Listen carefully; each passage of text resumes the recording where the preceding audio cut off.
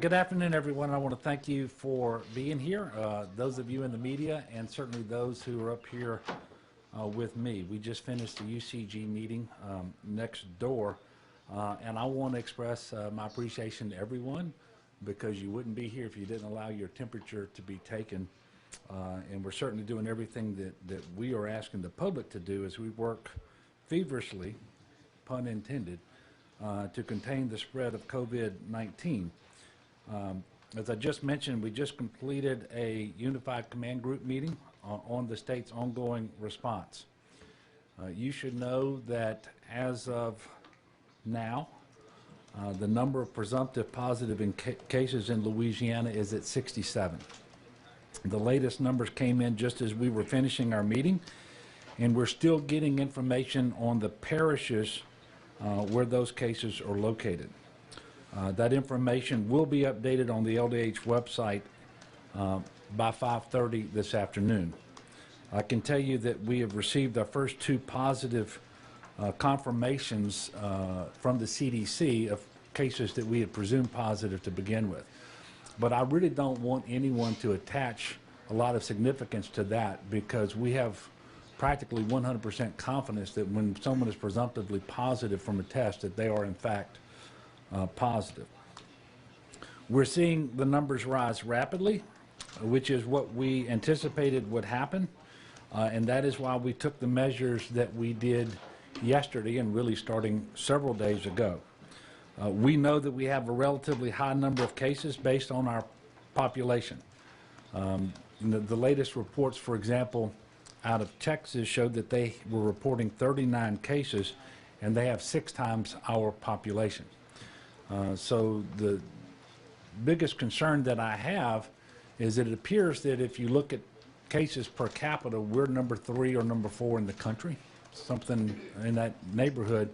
And certainly our ability to deliver services, particularly medical services, will be overwhelmed with a lower number of cases than would be required to have a similar impact on services in other states. As public leaders, therefore, it's our responsibility to do the very best that we can always to protect the health and safety of our citizens. And that is why we are following CDC guidelines limiting crowd size to no more than 250 at any one time.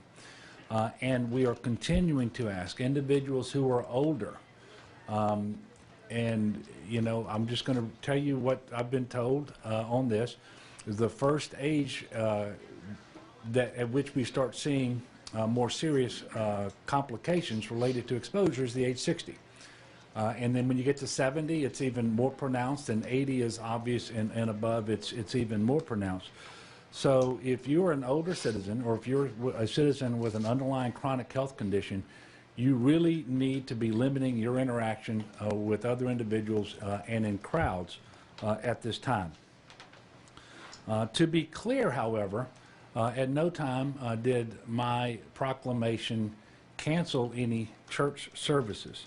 And I very much appreciate our faith leaders who understand and are working with us in this effort. I am a person of faith. I happen to believe very much in the awesome power of prayer. I also believe in science. And the scientists at the CDC say that the measures we are taking will minimize the spread. These are mitigation precautions that are essential, because what we have to do as a state now is minimize transmission and spread that peak demand out over a longer duration. Otherwise, we run the risk of overwhelming our ability to deliver proper health care.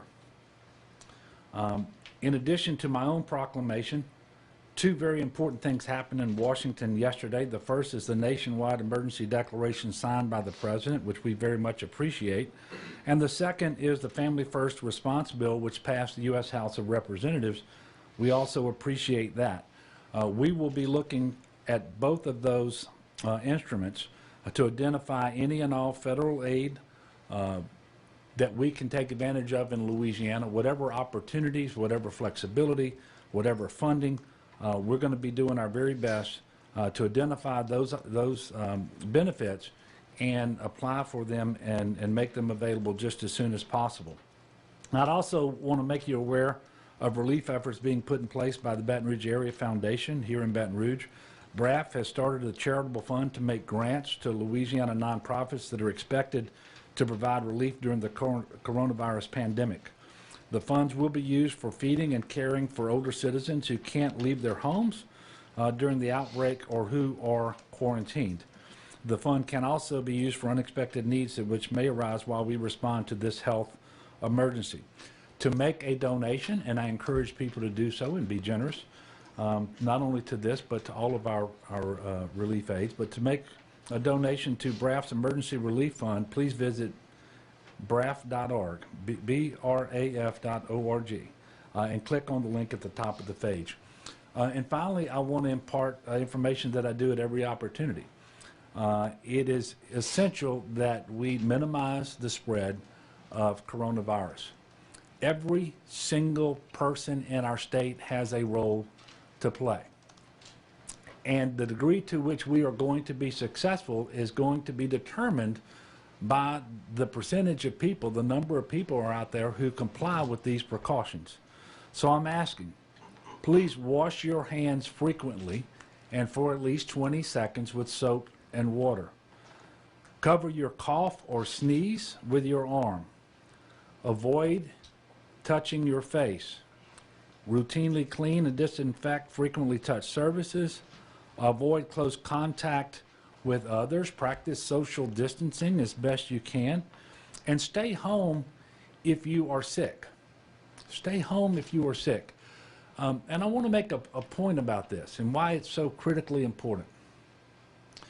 The test results that we're getting in today for the positive cases, those individuals probably received or were transmitted to the virus 4, 5, 6 days ago. So think about that. Even if from this moment forward not a single case gets transmitted, our numbers in all likelihood are going to continue to go up as people become symptomatic from the transmissions that have already happened. And so if you are feeling ill, stay home.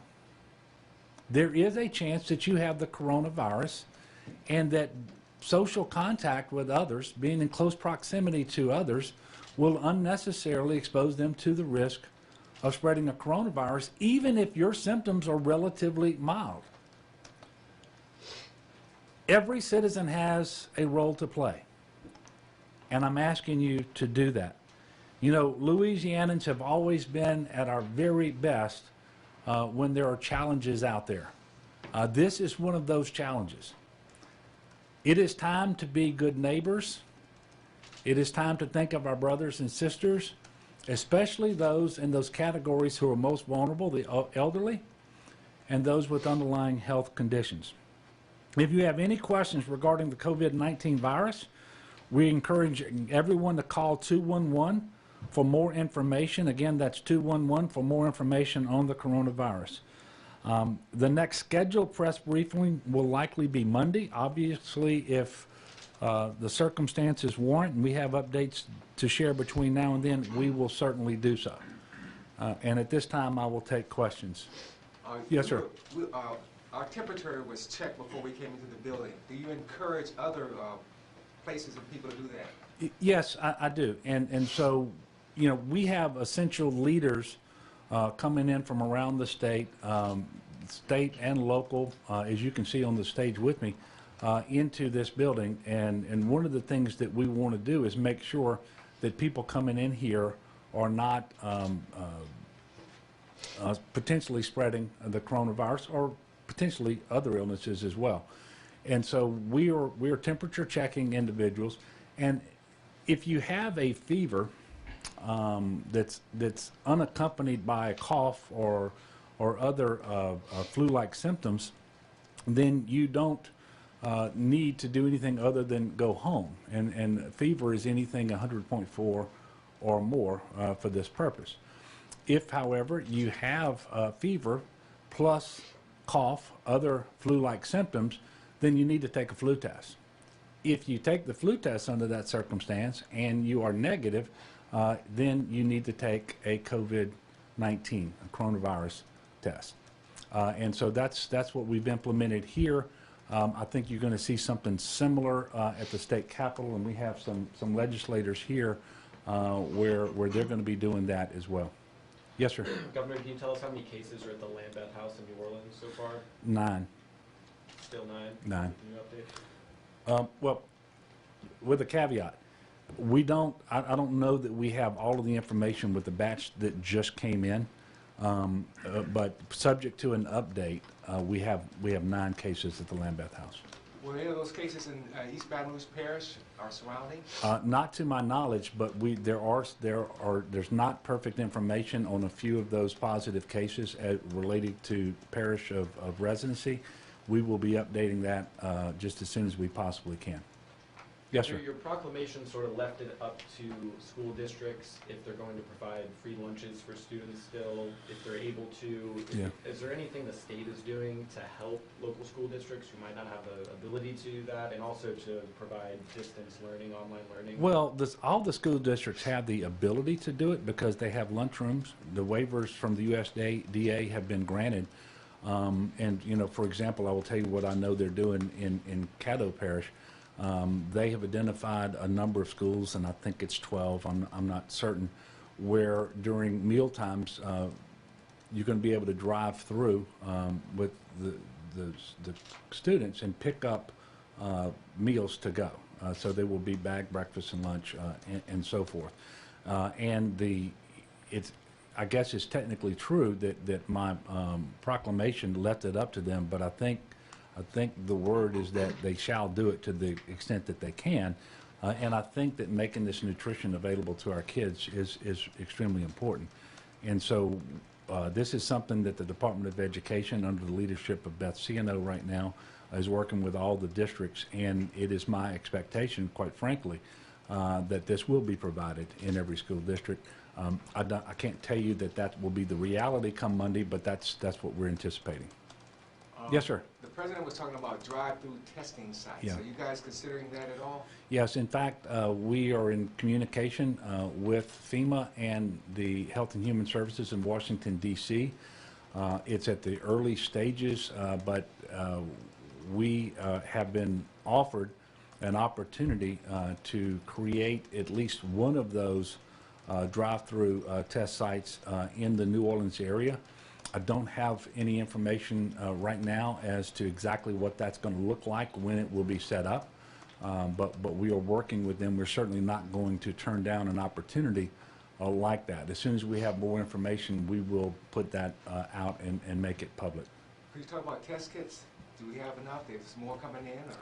Well, I'm going to let Dr. Bu, who is here, he is in charge of our testing. He's got that information available right now, and I will tell you that for the persons under investigation that we are testing, the testing capacity that we have is sufficient, and we also have commercial testing that is coming online.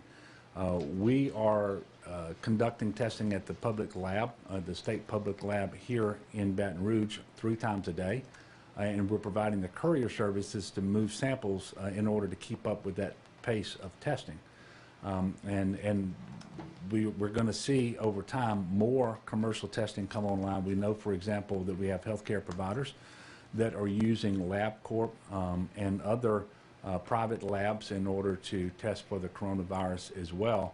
And we're going to make sure that as the information comes in from those private testing companies, that it is merged with what we're doing here as a state, so that when we give you information and when you go to the website of LDH, it's going to have all of that in the running totals. So that's what we're working on now, but I'll ask Dr. Bu to come up and respond specifically to your question. Thank you, Governor. I agree with everything the Governor just said, and I think the point to emphasize is to meet the capacity that we want to at the state level to get those tests to everybody who has symptoms and is flu negative. As the Governor said earlier, we really do need to partner with the commercial sector. You heard that yesterday from the President as well. And so we're looking to see those capacities increase. Currently, we are in a good position at the state lab. We'll note that it's not just the test kits. There's all sorts of things that go into testing, including the ways that we take samples. And then we're trying to look upstream at all of those things, making sure that there's a path. But we also understand the entire nation is doing that as well. So we're going to be keeping an eye on that. Could you tell us how many total people were tested? So I believe currently we are at 178 persons under investigation. And again, the best source of that data, in case I'm wrong in what I just told you, is going to be on our LDH website, and that's updated regularly. Now, there is some surveillance testing as well, and I don't know that your numbers include any private labs, or do they? No, it's worth noting our numbers are going to be reporting what's in our state lab, but as the governor noted, we did amend the sanitary code a week ago such that all labs that are performed for COVID-19 in the state are reportable to us. So far, we know of 7 of those tests. Sam? Governor, there's some overflow isolation areas being set up at state parks. Can you talk about why those are needed right now? Who's going to staff them? How we decide who goes to these places? Well, we need to make sure we have the capacity to take care of individuals who may test positive for coronavirus, but they're not so sick that they need to be hospitalized, but they may be homeless. And so we're just identifying areas where we could put these individuals so that their needs can be met in the safest possible manner. That's what we're looking at there. It's a contingency for when we have individuals who are positive, don't need to be hospitalized, but don't have a place to go. And we need to be able to put them somewhere and have wraparound services, and that's what we're looking for at those locations. Governor, we've shut Yes, down K through 12 schools and taken pretty drastic steps so far. Is there any indication of how much further we could go, what the next steps would look like, and whether that's under discussion right now? Yeah, well, there's nothing else under discussion right now.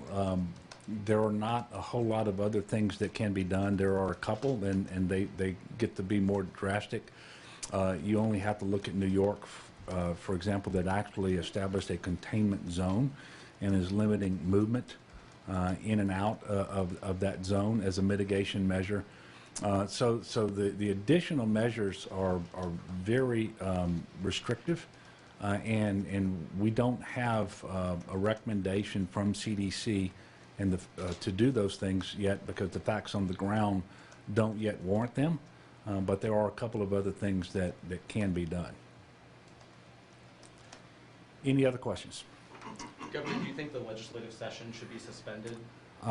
We're working with the Speaker and the President and legislators on that, and they're taking some precautions, and I know right now the plan is to continue with the session to do its work. There are also some contingency planning that's in its early stages, and I appreciate their willingness to engage in joint efforts to develop those contingencies and make sure that if it does become necessary to suspend or discontinue the session, that the essential work is necessary. Obviously, come July 1st, we start a new fiscal year, and we need to have a budget in place, for example. So there are some legislative instruments that are must-pass, and we're identifying those, and we're coming up with contingency plans right now. But the plan, as of right now, is to continue with the session. And if the situation warrants that approach be modified, then we will let you know at that time. And again, obviously, we're working with the Speaker and with the President on that. So would it take like cases in Baton Rouge or at the state capitol to warrant that, or any idea what would When we have facts that change, that warrant a change in that approach, we will let you know. Okay, I want to thank all of you for coming out today. Again, I'm going to ask the people of Louisiana, as I always do with any disaster, do everything you can to comply with the guidance that you're being given by me and by other authorities. And also, as I mentioned earlier in the different contexts, I like most of Louisiana, believe in the power of prayer. And so I would ask that people pray for our country and for our state and for our people. God bless you, and thank you.